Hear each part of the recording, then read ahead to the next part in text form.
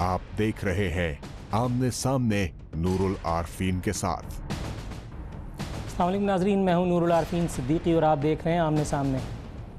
आज हमारे साथ मौजूद हैं पाकिस्तान मुस्लिम लीग नून के सीनियर मोस्ट रहनुमा मुशाहिदुल्लाह खान साहब। किसी तारुफ के मोहताज नहीं, जहां जाते हैं अपना एक अलग रंग, अपना एक अलग असर छोड़ जाते हैं। आइए इनसे गुफ्तगू का आगाज़ करते हैं। अस्सलाम वालेकुम सर। थैंक्स लॉट सर, पहले तो बहुत बहुत शुक्रिया आपकी आमद का कि आप खुसूसी तौर पर शो के लिए तशरीफ़ लाए सर। लेकिन शुक्रिया के बाद सवाल तो बनता है। सवाल ये है कि BBC के उस तनाज़े के बाद, उस एक मुतनाज़े इंटरव्यू के बाद आपकी कुर्बानी दी गई, आगे बढ़ गए। डॉन लीक्स, तारिक फ़ातमी की कुर्बानी दी गई, आगे बढ़ गए। जमहूरियत इसी तरह से कुर्बानी दे करके आगे बढ़ने का नाम है, या वाकई हवादिस, वाक़यात, सानेहात की सबब जानना और उनको फ़िक्स करना ज़रूरी होता है? जी, बिस्मिल्लाहिर्रहमानिर्रहीम। देखें, जमहूरियत हो या कोई और नज़रियाती भी चीज़ हो, उसके लिए कुर्बानियाँ तो देनी पड़ती हैं। हवादिस की बात की ना आपने, तो वह है ना कि दुनिया ने तजर्बात और हवादिस की शक्ल में जो कुछ मुझे दिया लौटा रहा हूँ, जो कुछ मुझे दिया है वो लौटा रहा हूँ मैं, या डूब कर बहरे हवादिस में निखरती है हयात, हम तो तूफ़ान के तलबगार हैं साहिल के नहीं। लेकिन वो तूफ़ान आपने पैसे दे के ख़रीदा था। BBC का वो इंटरव्यू, क्या ज़रूरत थी? अच्छी खासी मिनिस्ट्री चल रही थी, सारे मामला चल रहे थे। नहीं, मैंने कोई ऐसी बात भी नहीं की। मेरे से पहले वो बातें हो चुकी थी, एक से ज़ायद मरतबा, और एक ऐसे शख्स ने भी की थी जिसको पेंशन मिलती है फ़ौज से, ब्रिगेडियर को। उस पर किसी ने कोई एक्शन नहीं लिया। वो तो ऐसी मतलब काज ऑफ एक्शन कुछ भी हो जाता है, लेकिन मैंने उसको ना वापस लिया आज तक। मैं अपनी जगह पे कायम हूँ अल्हम्दुलिल्लाह।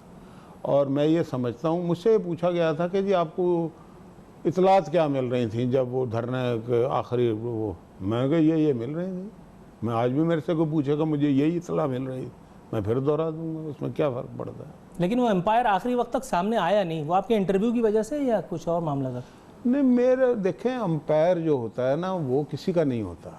कोई अगर ये समझे कि अंपायर मेरा है और मेरे कहने पे उंगली खड़ी करेगा, उसकी उंगली अपने वक्त पे जब चाहेगा वो खड़ी हो जाती है या नहीं खड़ी होती। लेकिन ये जो है ना इमेच्योर रेसलर जो हैं सियासी, ये यानी कि इन्हें मालूम ही नहीं है कि ये तो नए नए आए हैं ना। वो है ना कि इस कदर बेरुखी से बात ना कर, देख तो हम कहाँ से आए हैं, और हमसे पूछो चमन पे क्या गुजरी, हम गुजर कर ख़िज़ां से आए हैं। इन्होंने इस मुल्क के लिए थोड़ी सी भी कुर्बानी नहीं दी। इनके साथ इर्द गिर्द जितने हैं, इसलिए अंपायर की बातें करते हैं, वरना अगर इन्होंने तकलीफ़ उठाई होती इस मुल्क की जमहूरियत के लिए, इस मुल्क के निज़ाम के लिए, तो इस तरह की बात ना करते। मियाँ साहब के इर्द गिर्द जितने ज़्यादा लोग मौजूद हैं, वो उन्होंने भी कोई ख़ास कुर्बानी नहीं दी, माँ सिवाय इसके कि एक रोज़ वो तायब हुए अपने पिछले गुनाहों से और मियाँ साहब के हाथ पे बैत करके, और अब वो मिनिस्ट्री के मज़े उठा रहे हैं। हर दूसरे दिन PID के बाहर कोई लेटर ले करके और अपनी जो है वो अताअत का भरम रख रहे होते हैं। इससे पहले यही काम वो जनरल मुशर्रफ के लिए कर चुके हैं। बात यह है कि ये बात दुरुस्त है कि कुछ लोग हैं जो जनरल मुशर्रफ के साथ थे, लेकिन जितने अहम तरीन यानी कि वजारतें या शोबे हैं, वहाँ पे वो लोग हैं जो नवाज़ शरीफ के साथ वफ़ादार रहे हैं, नवाज़ शरीफ के साथ मारे खाते रहे हैं। जब नवाज़ शरीफ के ख़ानदान को तकलीफ़ दी जा रही थी या उन्हें जला वतन किया गया था, ये सारे लोग साथ थे। लेकिन कुछ लोग ज़रूर हैं साथ, आप उनका नाम लेना चाहते हैं ले लें, मैं भी ले सकता हूँ, लेकिन उसकी ज़रूरत नहीं है। लेकिन मैं ये ज़रूर कहना चाहूँगा कि वो हमारी पार्टी के लोटे नहीं हैं, वो हमारी पार्टी में कभी भी नहीं थे। वो काफ लीग में थे और उन्होंने एक दिन ये फ़ैसला किया कि हम गलत जगह पे हैं, सही जगह पे चले जाओ आगे। शेख रशीद हमारा लोटा था, हमने नहीं लिया, और बहुत सारे बड़े बड़े हमारे लोटे थे, हमने नहीं लिया। तो अगर कोई आदमी सियासत करना चाहता है और अपनी गलती की तलाफ़ी करना चाहता है, तो उसके लिए आप दरवाजे तो बंद नहीं कर सकते। गारंटी भी नहीं है सर कि अगली मरतबा ये गलती उनसे एक बार फिर सरजद नहीं होगी, क्योंकि जो एक मरतबा इधर उधर हुआ, गारंटी नहीं है कि तो लोटा हो जाएगा ना भाई। तो लोटों को तो अभी भी हमने नहीं लिया, आइंदा भी नहीं लेंगे। फिर चलें सर, वज़ीर-ए-आज़म नवाज़ शरीफ साहब के दौरा सऊदी अरब पर आते हैं। एक एतराज़ उठता है कि माँ सिवाय रोज़ा रसूल पर हाज़िरी के और नवाफिल की अदायगी के इस दौरे में कोई ख़ास तोप तीर नहीं चला, माँ सिवाय इसे काम के जो किसी शख्स के ज़ाती ईमान का हिस्सा है, ये उसकी ज़ाती इबादत का हिस्सा है। वज़ीर-ए-आज़म साहब को और पाकिस्तानी वफ़द के हाथ क्या आया? ट्रंप के मुँह से उल्टा भारत की मासूमियत के और दहशतगर्दी से मुतासरा मुल्क होने के कसीदे सुनने पड़ गए। देखें, बात यह है कि हमारी क्या राय है ट्रंप के बारे में, या दुनिया की क्या राय है ट्रंप के बारे में, लेकिन उसके बावजूद वो आप अमेरिका का सदर उनसे आप जो मतलब कि एक्सपेक्ट कर रहे हैं ट्रंप से, वो आपको करना ही नहीं चाहिए। उसको सारी दुनिया क्या कहती है, उसको अमेरिका में क्या हो रहा है उसके बारे में। उसने अगर कोई बात कही है तो वो को पत्थर पे लकीर तो नहीं है ना, या हमारे लिए बाइंडिंग तो नहीं है। यूनाइटेड स्टेट्स, उसके मुंह से निकली हुई बात पत्थर की लकीर तो है। नहीं, पत्थर की लकीर अगर पाकिस्तान होती को ना, इमदाद, पत्थर की पे लकीर होती तो शाम में और यूक्रेन में जो उसका हाल हुआ है वो ना होता ना भाई। अब वो मतलब के लकीर जो है ना, वो पत्थर जो है ना वो जड़ रहा है, घुस रहा है, ठीक है। और ये ताकत का असूल है कि वो जब आप ताकत के यूनिट्स को ज़्यादा इस्तेमाल करते हैं तो वो यूनिट कम होना शुरू होते हैं। आज चाइना का सबसे बड़ा मखरूज है अमेरिका, असल में तो ताकत ये होती है सर ना। हम चाइना तो नहीं है, हम बहरहाल हम हैं या पाकिस्तान नहीं हैं, हम कब कह रहे हैं कि हम चाइना हैं। लेकिन बात यह है कि वहाँ पे एक कॉन्फ्रेंस हुई है, हमारे सऊदी अरब से बड़े ताल्लुकात हैं, एक ईरान का इशू है, आजकल ईरान से भी हमारे बहुत अच्छे ताल्लुकात हैं जो रहेंगे, ठीक है। ऐसे में एक अपना रोल प्ले करना इतना आसान नहीं होता। मैं ज़ाती तौर पे ये समझता हूँ कि और बहुत सारे लोगों ने जो तकारीर की, जो उसकी डोनाल्ड ट्रंप की तारीफ़ें की या ईरान के ख़िलाफ़ बात की, मियाँ नवाज शरीफ ने नहीं किया ये काम। नहीं, उनको तो मौका ही नहीं दिया गया ना। नहीं, मौका इसलिए तो नहीं दिया कि वो तैयार नहीं थे ये काम करने पे, वो है ना। लेकिन उनके खामोश रहने से एक मैसेज चला गया सबको कि हम मतलब के किसी के टटपूंजिए नहीं हैं, वो है ना, कि इस तरह अपनी खामोशी गूंजी गोया हर सिमत से जवाब आए। ठीक है सर, अखबार नवीसों से गुफ्तगू करते हुए मुशीर ख़ारजा सरताज अजीज़ का फरमाना था, हम इस कॉन्फ्रेंस में बड़ी तवक्कुआत वाबस्ता करके नहीं गए थे, हमें दुनिया की बात सुननी थी।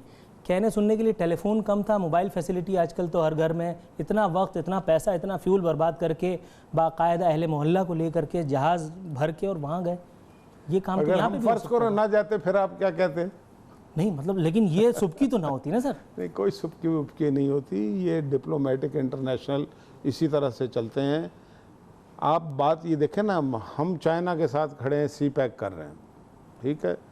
उसमें कोई 60 के करीब ममालिक जिन्होंने जो एप्लीकेशंस दी हुई हैं, हमारी फॉरेन पॉलिसी देखें कि हम भी शामिल होना चाहिए चाहते हैं। पाकिस्तान का उसमें मरकज़ी किरदार है, वन बेल्ट वन रोड शुरू हो चुका है जिसका पाकिस्तान एक मरकज़ी किरदार है, ठीक है। तो कुछ लोग उसके किरदार नेमी है, कुछ लोगों को वो चीज़ खल भी रही है ना, तो वो कहीं ना कहीं आपको नज़र आएगी, इसी सूरत में नज़र आएगी। तो उसको टेकअप कैसे करेंगे सर इन सारे मामलात को? मतलब हर फोरम पे इसी तरह जा करके और वो पशेमानियां लेकर के लौटेंगे। 1400-1500 किलोमीटर सड़कें बन चुकी हैं सी पैक की, पता है आपको? उसका इंफ्रास्ट्रक्चर जितनी तेज़ी से काम हो रहा है माजी में, और फिर दुनिया के तीर बर्रे आज़म मिलेंगे वन बेल्ट वन रोड पे, उसमें भी काम शुरू हो चुका है। तो भाई असल चीज़ काम होती है, तकरीरें कोई चीज़ नहीं होती है। चलें, वज़ीर आज़म फरमाते हैं ट्रंप से मुलाकात अच्छी रही। मुलाकात इतनी अच्छी रही कि अगले ही दिन एक हुक्मनामा आ गया और बता दिया गया कि फ़ौजी इमदाद में कमी कर दी गई है, ग्रांट्स को कर्ज़ों में तब्दील कर दिया गया है। लफ्ज़ अच्छी के मानी और मफहूम तब्दील हो गए हैं या वज़ीर आज़म साहब को गलतफहमी हुई थी? देखें, बात यह है कि इससे पहले ओबामा के दौर में क्या हो रहा था, जो मुसलमान भी उनके बारे में कि जी बड़ा मुसलमानों के करीब हैं और इमिग्रेंट्स के भी हैं, सारा कुछ हैं, लेकिन वो हमारे सारे फंड उन्होंने बंद किए हुए थे, ठीक है। तो अमेरिका की जो हिस्ट्री है वो तो कोई ऐसी नहीं है कि जिस पे आप एतबार कर सकें। और इसीलिए 2013 में जब मिस्टर नवाज शरीफ ने इंतखाबात जीते तो पाकिस्तान की तारीख़ में पहला दौरा जीतने वाले प्राइम मिनिस्टर ने चाइना का किया था। एक शिफ्ट था ना बहुत बड़ा, तो उस शिफ्ट का कोई रिपरकशन तो होता रहेगा ना। तो ये मामूली क्या होता क्या था, $1-1.5 बिलियन अमेरिका ने दिया साल का, और डू मोर की एक लंबी लाइन होती थी। चाइना ने $46 बिलियन का इन्हें वन गो इन्वेस्टमेंट की है, ठीक है, और डू मोर की बात नहीं है।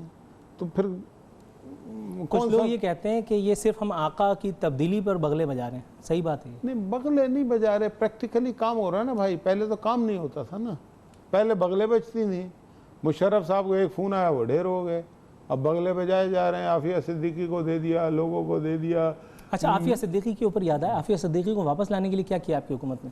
वो फॉरेन ऑफिस इस पे ज़्यादा बेहतर जवाब दे सकता है। मैं तो एक हिस्ट्री बयान कर रहा हूँ, लेकिन पैसे हमने लिए लोगों को, जवाब आएगा नहीं सर। अमेरिका के सामने बेच के पैसे लिए। आज वो लोग बातें कर रहे हैं। मैं असल में ये बात इसलिए कर रहा हूँ कि जिन लोगों के हाथ खून से रंगीन है, पाकिस्तान के अवाम के जो मतलब के मासूम शहरी थे, उनके लिए आज वो बातें कर रहे हैं बढ़ चढ़ के, और उनकी बातों को जनाब हमारे सामने पेश किया जा रहा है, हम उसका जवाब देने को तैयार हैं।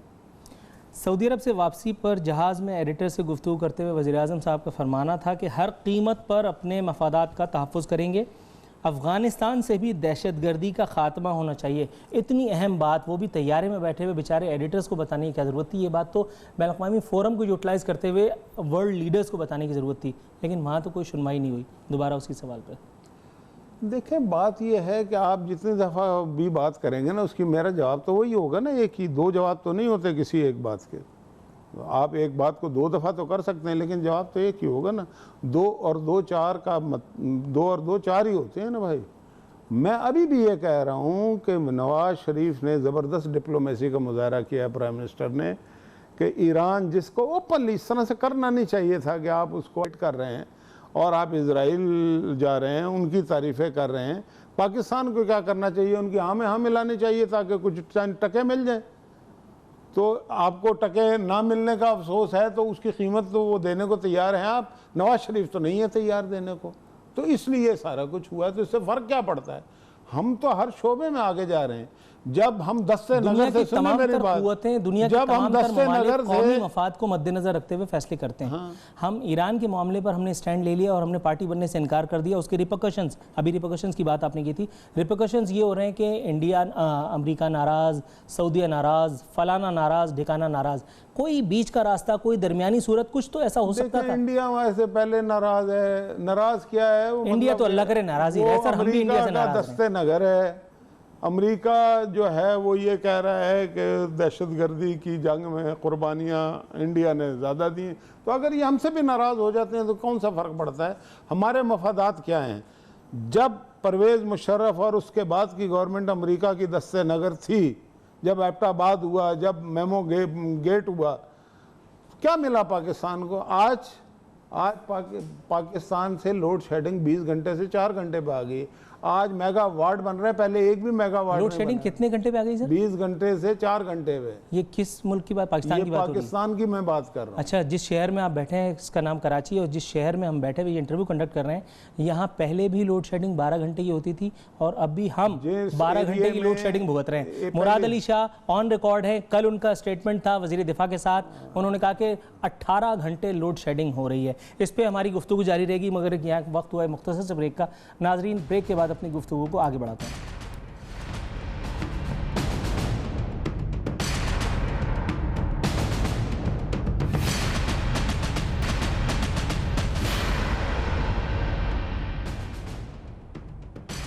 वेलकम बैक नाजरीन। बदस्तूर हमारे साथ मौजूद है मुशाहिदुल्लाह खान साहब। ब्रेक पर जाने से पहले इन्होंने एक लतीफ़ा सुनाया था लोड शेडिंग में कमी का। सर, उसी बात पे वापस आते हैं। लोड शेडिंग आपने कहा 4 घंटे हो रही है, मेरा इसरार है 12 घंटे पहले हो रही थी और आज भी 12 घंटे।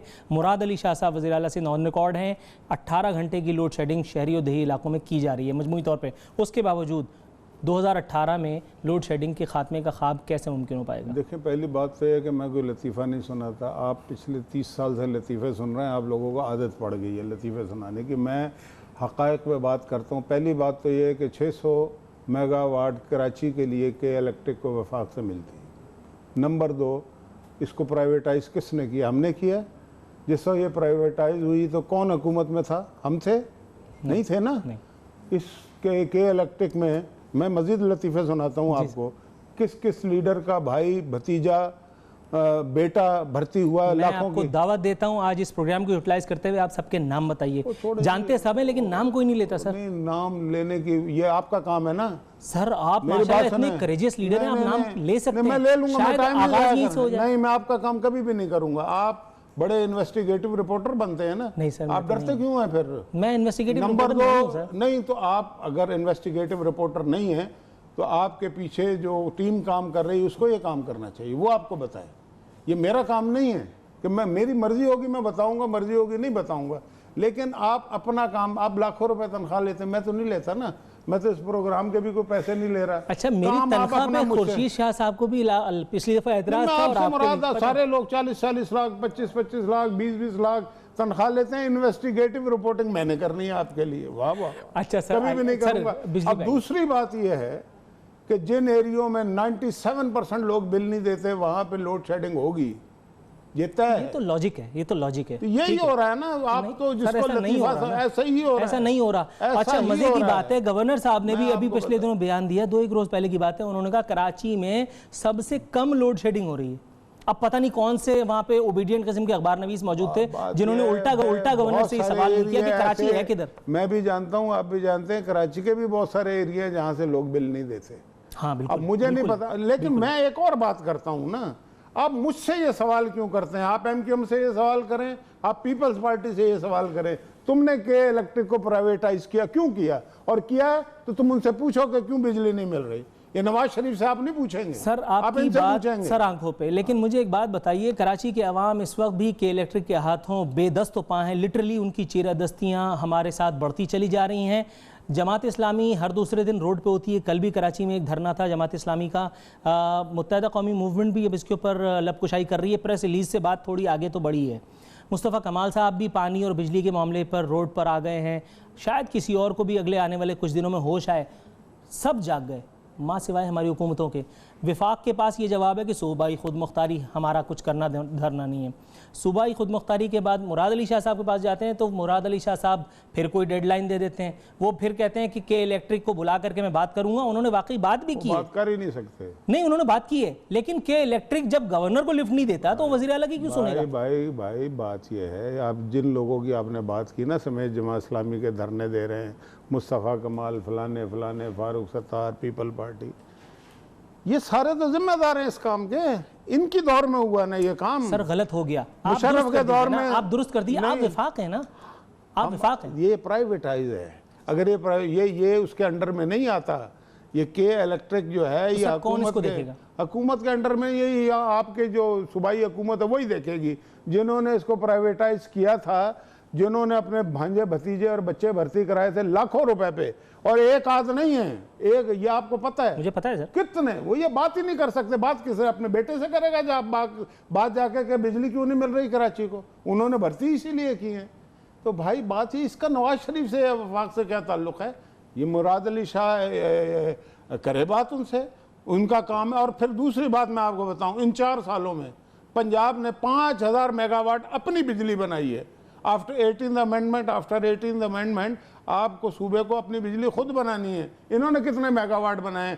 यहाँ पे जितने केटी बंदर से लेके थरकोल तक है, ये वफाक कर रहा है। यहाँ पे वफाक ग्रीन लाइन यहाँ पे चला रहा है ना कराची में। क्यों नहीं इन्होंने चलाई थी? इनका काम है ना। K4 के लिए पैसे हमने दिए, सिंध हुकूमत ने ना S4 के दिए ना K4 के दिए, तो हम कर रहे हैं ना भाई ये सारा काम।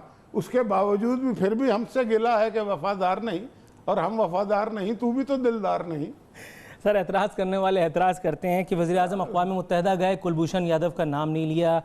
नरेंद्र मोदी आते हैं, वज़ीर-ए-आज़म से मुलाकात करते हैं, उनकी साहबजादी के किसी इवेंट में शिरकत करते हैं। उसके बाद एक खुफिया तौर पर मुलाकात होती है सज्जन जिंदाल नामी मौसूफ़ की।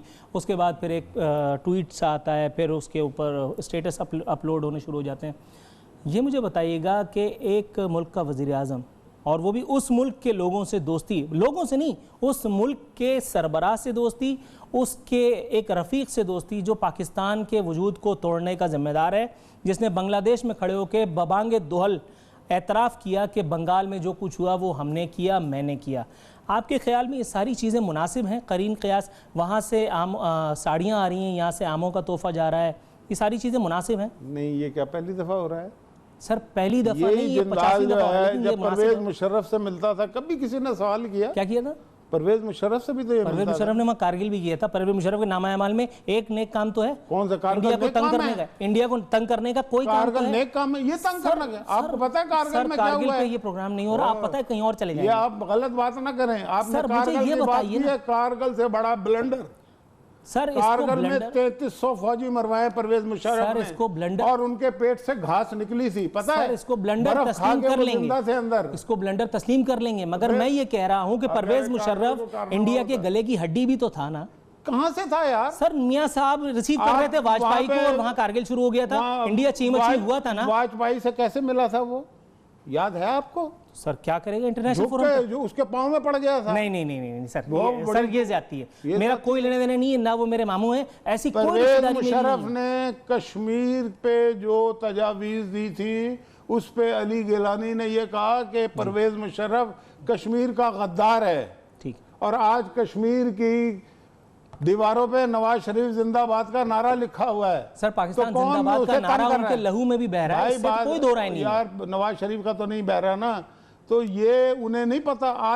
आज अली गिलानी जो परवेज मुशर्रफ को कहता था कि वो कश्मीरियों का गद्दार है, नवाज शरीफ को वो ये कहता है कि इनकी दौरे हुकूमत में कश्मीर पे जिस तरीके से इंटरनेशनल फोरम्स पे सर तस्लीम खान, तो फिर सर तस्लीम खान वो बात हो गया, वो बात हो गई। ये मुझे बताइए, मैं ये कह रहा हूँ two makes can not make one right ना, मैं ये तो मैं कर ही नहीं रहा ना। तो आप सिर्फ ये बता दीजिए जिंदाल वाली बात और नवाज शरीफ साहब और जिंदाल वाली बात देखें, बात यह है कि समाजी ताल्लुकात जंगों के दौरान भी रहते हैं, बिल्कुल ये कभी भी ख़त्म नहीं होते। एक बात।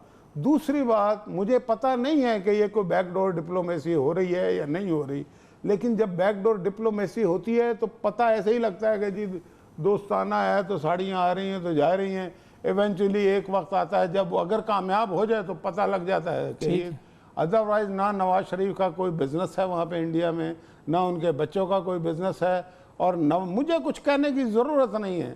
सबसे ज़्यादा लहू कश्मीर में गिर रहा है और कश्मीरी कह रहा है कि नवाज शरीफ जिंदाबाद। बस आपकी बात का जवाब ही है। अच्छा सर, कुलभूषण यादव के मामले पर स्टैंड कब लिया जाएगा? कुलभूषण यादव के लिए फांसी का फंदा कब तलाश किया जाएगा? बात यह है कि आप अपनी कहा कि जी कुलभूषण का नाम नहीं लिया, यार ये कितनी को बचकाना बात है। सर खुर्शीद शाह साहब ने कहा था, मैं तो कोट कर रहा हूं। वो बचकाना उन्हीं के लिए कह रहा हूँ ना जो कहते हैं, ये बचकाना बात है। कुलभूषण को फांसी दे दी गई है, ये कैसे दी गई है? क्या प्राइम मिनिस्टर की मर्जी इसमें शामिल नहीं है? सर ये मिलिट्री कोर्ट्स कैसे बनी है? पार्लियामेंट ने बनाई है ना। हाँ, वो सब उन तो बातों में तो कोई इख्तिलाफ नहीं। तो फिर उन बातों में नाम लेने का क्या मतलब है? सर क्यों नाम लेने में क्या कबाहत? नहीं कबाहत को छोड़े, आप इतना कोई जलाली बुजुर्ग थोड़ी कि नाम जुबान बंद हो जाएगी। बुजुर्ग नहीं है ना। बात यह है कि आप पैटी मैटर जो नाम नहीं लिया, अच्छा नाम ले लें और इसको फांसी न चढ़ाएं, ठीक है। इंडिया एक नाम ले लें, फांसी न चढ़ाएं, ठीक है। नहीं वो तो जो लिखा है लॉ अजल में वो तो होना है, वो तो बाद में फिर किसी ना किसी का कंधा तलाश किया जाएगा। असल सर रेमंड डेविस को मैंने और आपने रेमंड डेविस को रोक लिया। रेमंड डेविस को किसने भेजा था? सर अब इस पे पिछली दफा हम बात भी कर चुके हैं। किसने जेल का मुआसरा किया था? सारी चीजें सही हैं, वो वकील किसका था? अचानक से बीमार कौन पड़ा था? ये सारी बातें भी तो डिटेल है ना। रेमंड डेविस की बात करें, हमने नहीं भेजा था। हम वो लोग हैं, हमारी हुकूमत पंजाब की, उसने अंदर किया उसको और कई महीने अंदर जेल में डाला। जिन्होंने निकाला वो आपको पता है। ठीक है नाज़रीन, गुफ्तगू का सिलसिला जारी रखेंगे मगर एक मुख्तसर से ब्रेक के बाद।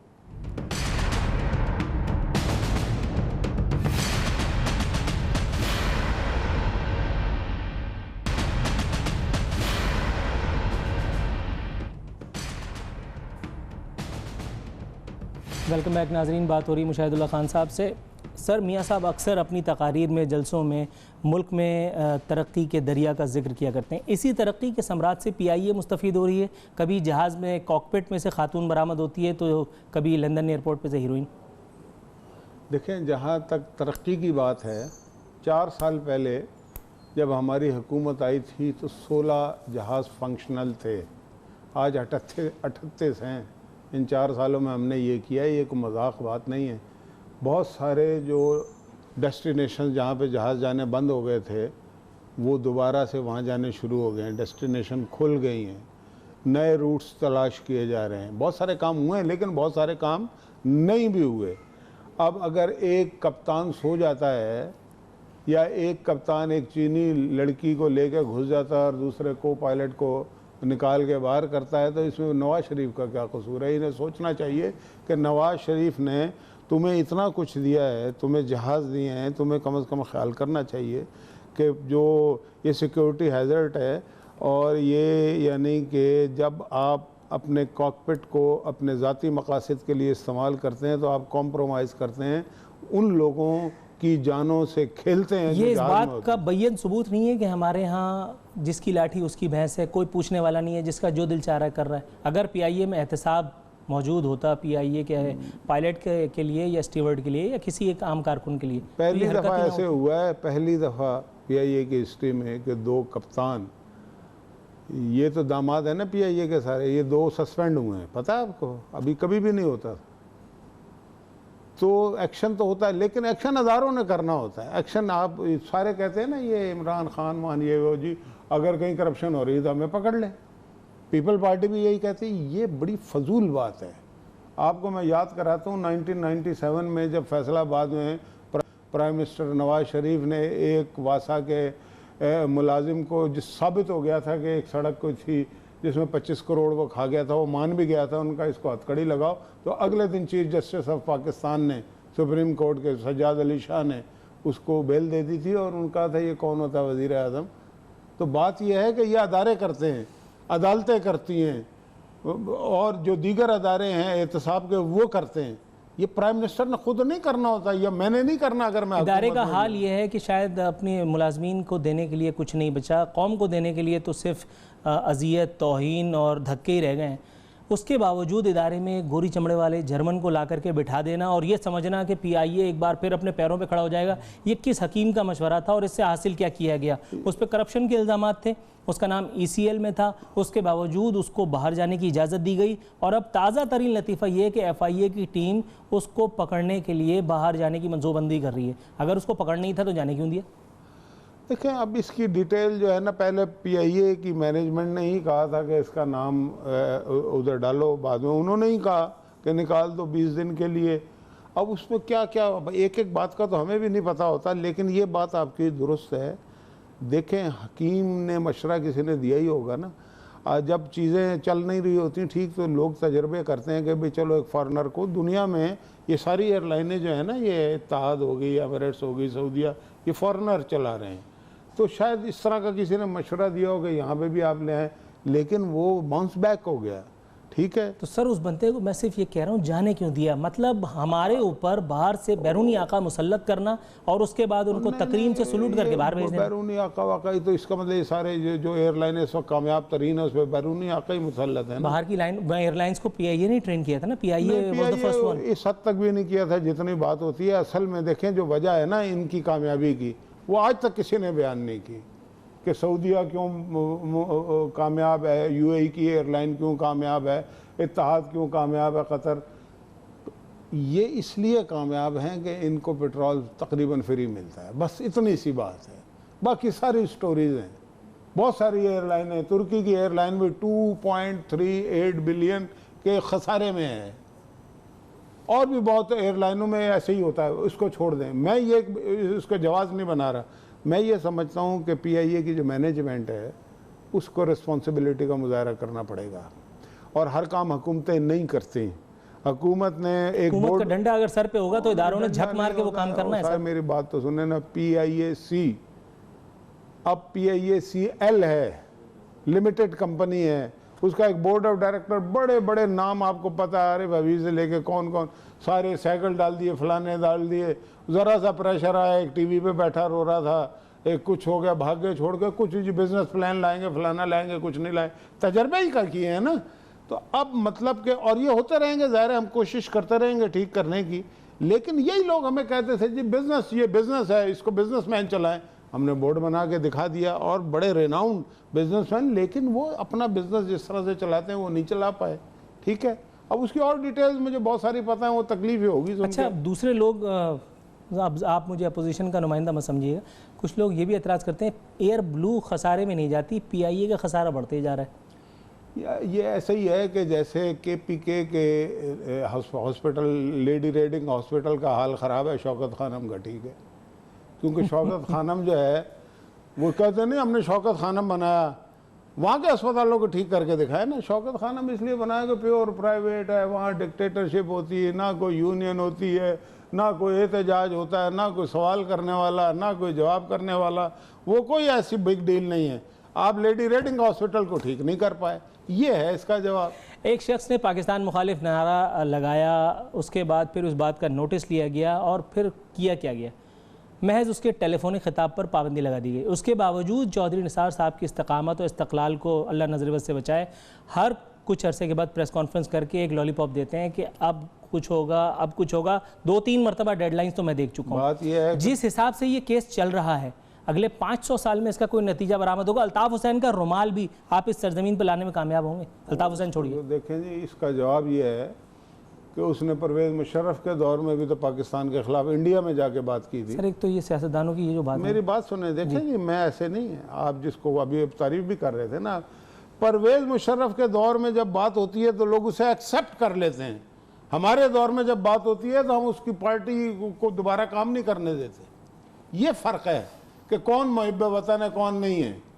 परवेज़ मुशर्रफ को अगर हुब्बुल वतनी उसकी जागती ना, तो उसी वक्त जब इंडिया में उसने जाके कहा था कि अल्ताफ़ हुसैन ने इंडियंस के सामने तकरीर करते हुए कि पाकिस्तान की तकसीम ही गलत हुई थी, बिल्कुल ठीक, तो परवेज़ मुशर्रफ ने तो उसके बाद भी उन्हें सपोर्ट किया ना, और जो सपोर्ट किया आज तक माजी में मिसाल नहीं मिलती। तो इसका मतलब है कि परवेज़ मुशर्रफ की भी वही सोच हुई ना। ठीक है, हमारी तो वो नहीं है, आप हमारी तो नहीं है। हमने तो जनाब उसकी पार्टी को हमने उस दिन के बाद से काम नहीं करने दिया, और हम नहीं करने देंगे किसी पाकिस्तान दुश्मन पार्टी को।